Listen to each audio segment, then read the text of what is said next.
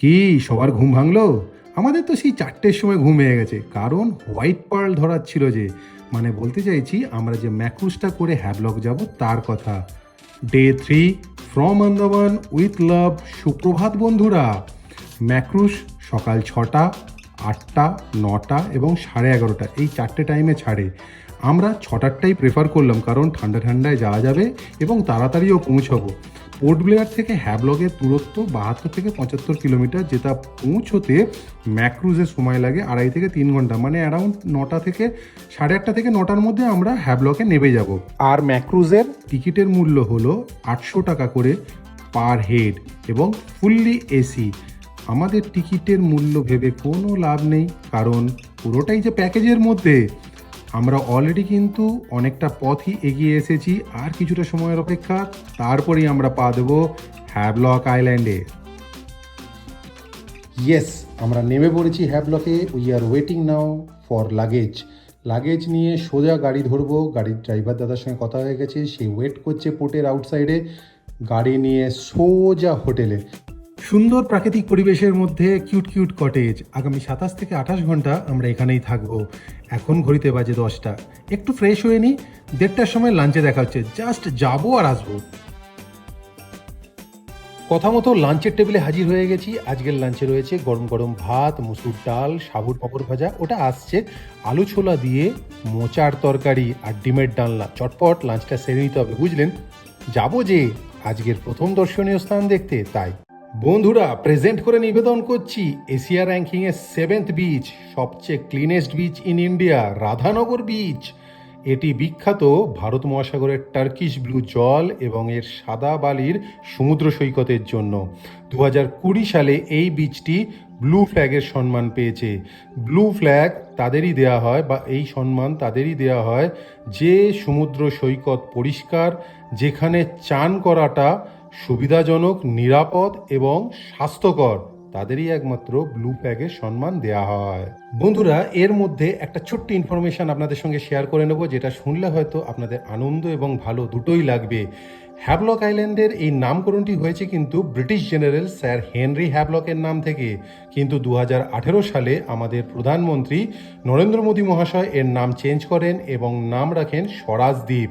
এর মাধ্যমে তিনি সম্মান জানান আমাদের সকলের প্রিয় স্বাধীনতা সংগ্রামী সুভাষচন্দ্র বোস মহাশয়কে, কারণ 1943 সালের 30শে ডিসেম্বর আমাদের সকলের গর্বের এবং সকলের প্রিয় সুভাষচন্দ্র বোস মহাশয় ইংরেজদের দখল থেকে আন্দামানকে স্বাধীনতা দেয় এবং ভারতীয় পতাকা প্রথম এখানেই উত্তোলন করেন।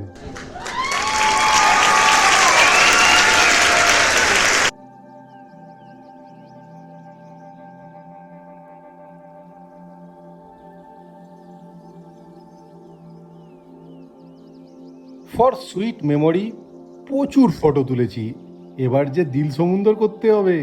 মানে বলি একটু চান করব না সমুদ্রে, তো চলুন ঝাঁপাই।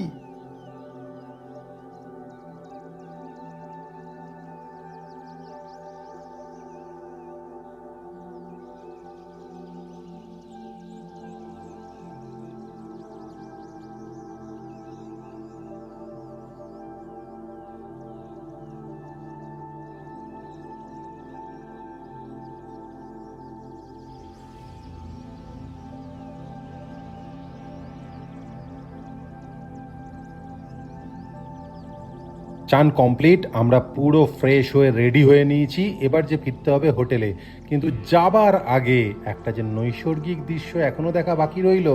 এই যে নৈসর্গিক দৃশ্যটার কথা বলছি এবং আগামী সময় আপনারা দেখবেন, এটাতে কিন্তু কোনো এক্সট্রা কালার বা ভিডিও এডিটিং, কোনো ফিল্টার অ্যাড করা হয়নি। অত্যন্ত নর্মাল জিনিস আপনারা দেখতে চলেছেন রাধানগর বিচ থেকে সানসেট।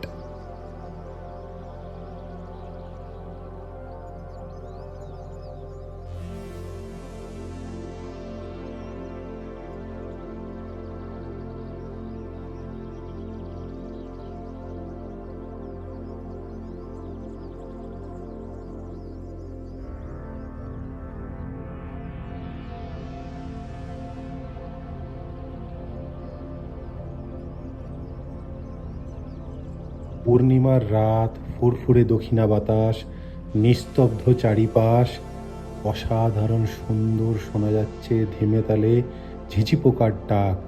এরকম একটা পরিবেশে তো এইরকম মুডই তৈরি হয়। আমরা করব একটু ডুকুডুকু। আজকের মতো এখানেই বন্ধুরা, আগামীকাল সকালবেলা আবার দেখা হবে, কথা দিচ্ছি। শুভরাত্রি বন্ধুরা। ঘড়িতে এখন টাইম ভোর 5টা। আমরা তিনজনে মানে শান্তনু, শান্তনুর ওয়াইফ আর আমি চলে এসেছি আমাদের কটেজের উল্টো দিকে গ্রিন ভ্যালি রিসর্টের সি বিচে সানরাইজ দেখতে। আন্দামান ভ্রমণের চতুর্থ দিনে সবাইকে প্রভাতী শুভেচ্ছা জানিয়ে শুরু করছি আজকের এই পর্ব। আর কথা নয়, এখন শুধু মিশন সানরাইজ।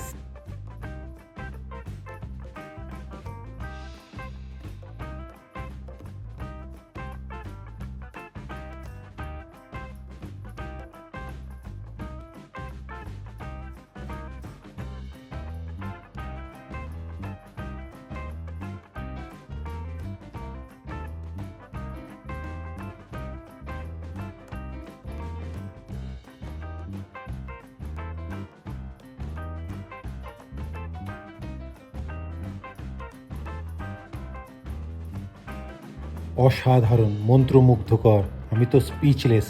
সমুদ্রে এর আগেও সানরাইজ দেখেছি, কিন্তু আকাশে এত সুন্দর রঙের খেলা এর আগে আমি কোনোদিনও দেখিনি। এটা কিন্তু স্পেশাল হয়ে রয়ে গেল আমার কাছে, এটা আমি কোনো দিনও ভুলব না। তো চলুন এবার ফেরা যাক আমাদের কটেজের দিকে। সানরাইজ দেখে ফিরে চটপট ফ্রেশ হয়ে নিয়েছি, বেরোতে হবে বলে। সেখানে সকাল সকাল গেলে জলটা বেশ ফ্রেশ থাকে, তো তাই যা বলে ফেললাম। হ্যাঁ বন্ধুরা, আজকে আবার যাব হ্যাবলকে স্কুবা করতে। আমরা সবাই এই স্কুবার প্রেমে পড়ে গেছি। I am just dying for. তো আধ ঘন্টার এখানেও ট্রেনিংয়ের পর আমরা সবাই সুইমিং স্যুট পরে রেডি। হ্যাঁ, তো যাবার আগে বলে দিই, এখানেও স্কুবার রেট কিন্তু 3,500 টাকা করে পার হেড। কিন্তু থ্যাঙ্কস টু বৌদি কথা বলে 3,000-এর রাজি করিয়েছে। তো চলুন, অপেক্ষার হোক অবসান। Ready, সেডি and go.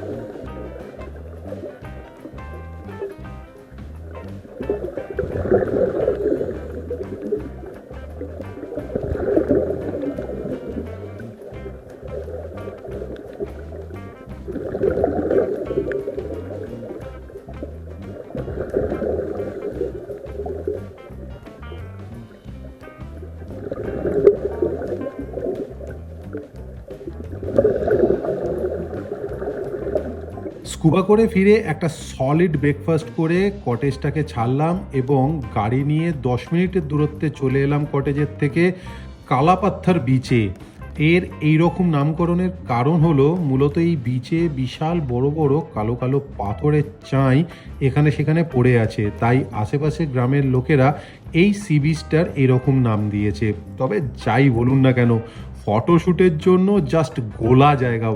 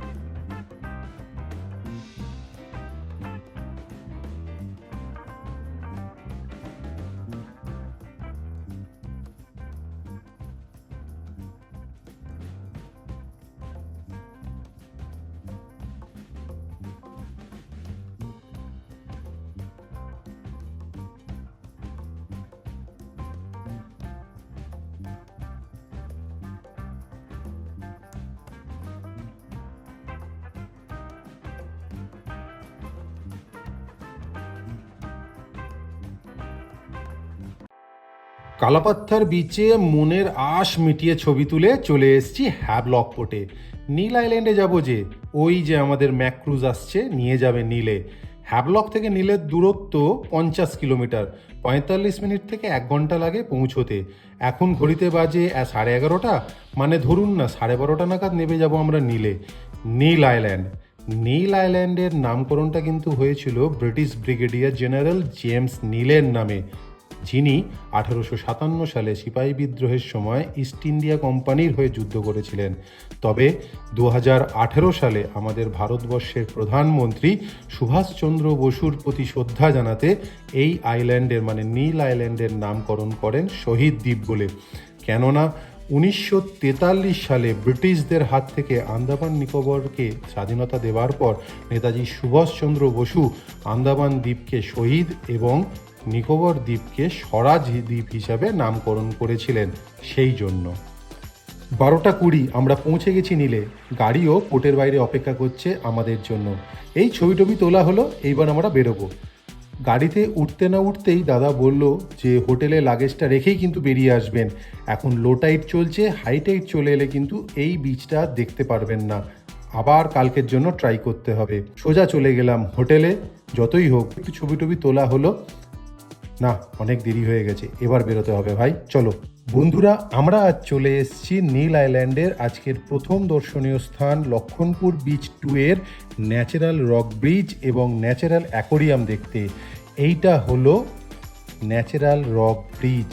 অতীতে এখানকার বাঙালিরা একে রবীন্দ্র সেতু এবং বর্তমানে হাওড়া ব্রিজ বলে এটাকে ডাকে। এটা অ্যাকচুয়ালি আর্ক। এটা এই যে আইল্যান্ডটা পুরোটাই সমুদ্রের তলায় ছিল। সমুদ্রের তলায় যে ছোট ছোট পাহাড়গুলো থাকে, এটা তারই একটি ভগ্নাবশেষ বলতে পারেন। তবে একটা কথা বলে দিই, এই বিচে আসবার আগে ভালো করে জুতো পরে আসবেন, কারণ পুরো বিচটা কিন্তু মরা কোরালে ভর্তি। লো টাইডের সময় এই মরা কোরালগুলো সামনে চলে আসে। আসলে কোরালে 24 ঘন্টা জলের যোগান চাই, কিন্তু লো টাইডে জল অনেকটা দূরে সরে যায় আর হাই টাইডে আসতে দেরি হয়। তো এই লো টাইড এবং হাই টাইডের মধ্যে এরা জল পায় না, তাই এরা মারা যায়। লো টাইড যেখান থেকে শুরু হয় সেখানে কিন্তু প্রচুর কোরাল এখনও জীবিত রয়েছে। আন্দামানের সমুদ্র এত স্বচ্ছ, তার প্রধান কারণ হলো এই কোরালরা। এরা জলকে 24 ঘন্টা ধরে পিউরিফাই, মানে বলতে চাইছি এরা পরিষ্কার করে। প্লিজ আপনাদের সবার কাছে অনুরোধ, এখানে এসে এমন কোনো কাজ করবেন না যাতে এখানকার ইকোসিস্টেম নষ্ট হয়ে যায়। এদেরকে প্লিজ প্লিজ প্লিজ বাঁচিয়ে রাখুন।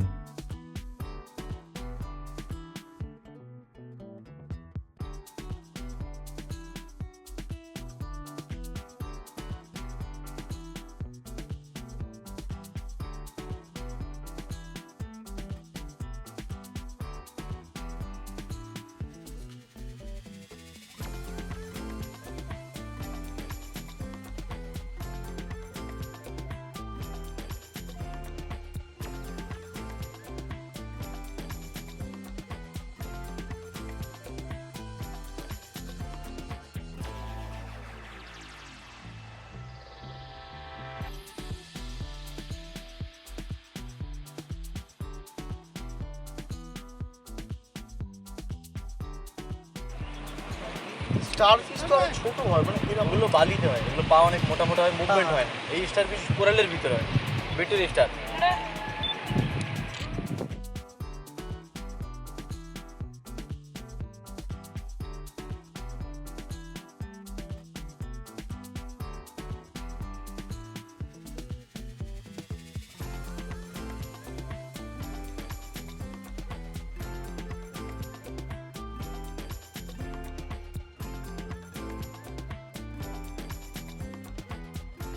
লক্ষণপুর বিচ 2 এর পর্ব এখানেই শেষ।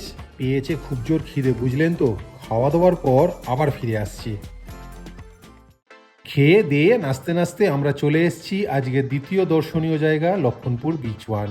জায়গাটা একদিকে যেমন বিখ্যাত এর সানসেট পয়েন্টের জন্য, তেমনি এর সমুদ্র সৈকতের লাইন জুড়ে ছড়িয়ে থাকা সবুজ বনানী এর প্রাকৃতিক সৌন্দর্যকে আরও বাড়িয়ে তুলেছে। গাছে গাছে রয়েছে চন্দনা আর টিয়ার বাসা, তারা কিন্তু এখানে স্বাধীন, প্লিজ তাদেরকে পরাধীন করে দেবেন না। তো চলুন কয়েকটা সুন্দর সুন্দর ফটো তুলি এই সুন্দর জায়গায় এসে।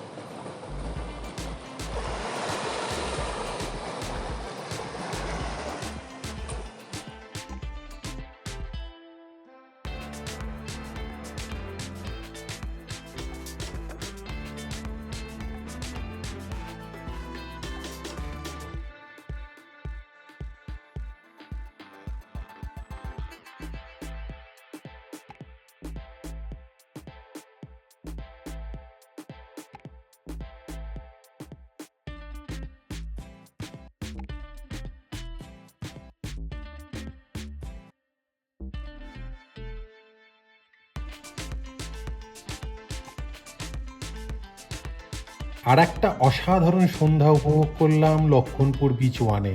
সকালবেলা দেখাতে পারিনি, এই আমাদের হোটেল আর এই আমাদের রুম। এবার নেব একটা লং রেস্ট, ডিনারটা ভাবছি স্কিপই করব, বুঝলেন তো, কারণ দুপুরবেলা এত যা পেট ঠেসে খাওয়া হয়েছে তাই। বন্ধুরা তাহলে আজকের মতো এখানেই, শুভরাত্রি। আগামীকাল সকালবেলা আবার দেখা হবে, বাই। সকালবেলা ব্রেকফাস্ট করে চেক আউট করে লাগেজ নিয়ে একেবারে বেরিয়ে সোজা চলে এলাম রামনগর বিচে। আন্দামান ভ্রমণের পঞ্চম দিনে সকালবেলা আপনাদের সকলকে সুপ্রভাত জানিয়ে শুরু করছি আজকের দিনের এই ভিডিওটা। ফেরি সেই 11টায়, এখন সবে ঘড়িতে 10টা। চলুন একটু ফটোশ্যুট টুট করে নিই।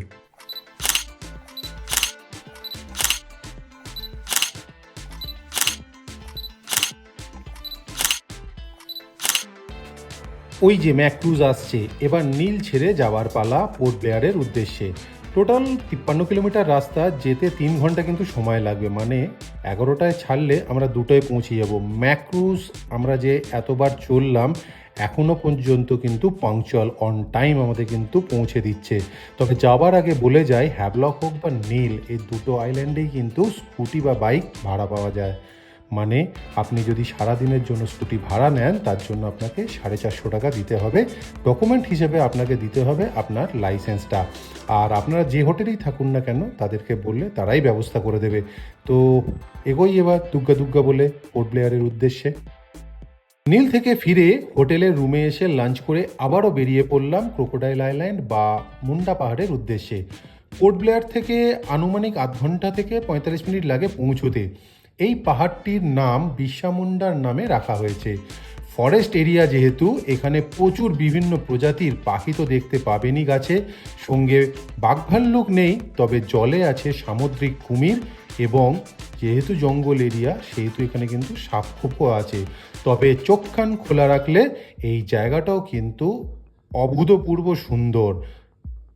এই জায়গাটা আর একটা কারণেও কিন্তু বিখ্যাত, সেটা হলো সানসেট পয়েন্টের জন্য।